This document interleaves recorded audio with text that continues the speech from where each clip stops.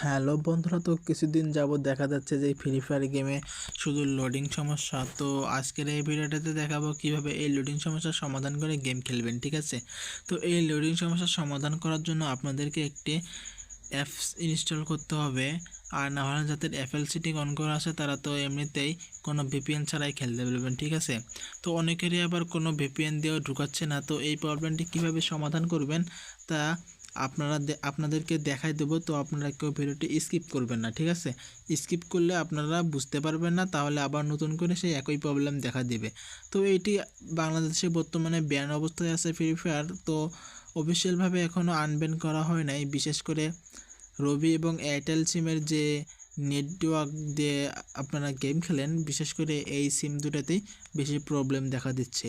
তো আমার হচ্ছে এয়ারটেল সিমের ডাটা দিয়ে খেলতেছি, তো তাই এই ধরনের সমস্যায় সম্মুখীন আমিও পড়েছি। তো তাই আমি এই ভিডিওটা তৈরি করতেছি যে আপনারা কিভাবে এই ভিডিও থেকে সমাধান খুঁজে পাবেন। তো এটার জন্য আপনারা চলে যাবেন আপনাদের প্লে স্টোরে। তো আমি আমার প্লে স্টোরে চলে যাচ্ছি। তো এখানে প্লে স্টোরে আসার পর এখানে সার্চ করবেন পাওয়ার ভিপিএন।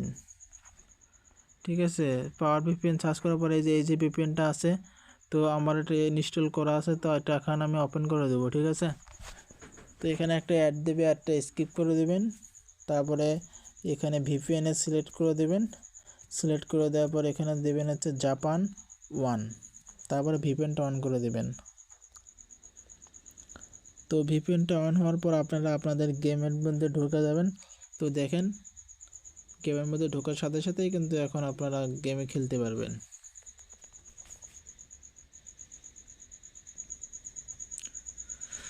তো বন্ধুরা দেখেন, আমার কোনো গেমের মধ্যে ঢুকে গেছে। তো আপনারা কোনো টেনশন ছাড়া আপনারাও আপনাদের এই গেম আইডিতে ঢুকতে পারবেন। আপনারা হয়তো মনে করেন যে আপনার আইডিতে বা ফোনে কোনো সমস্যা হয়েছে, আসলে এমন কোনো কিছুই না।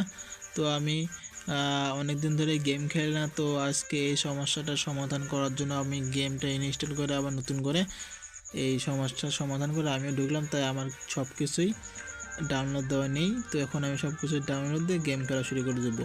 তো ঠিক আছে, ধন্যবাদ ভিডিওটি দেখার জন্য। আর ভিডিওটি দেখে যদি আপনারা সমাধান খুঁজে পান তাহলে অবশ্যই ভিডিওটি লাইক করতে ভুলবেন না।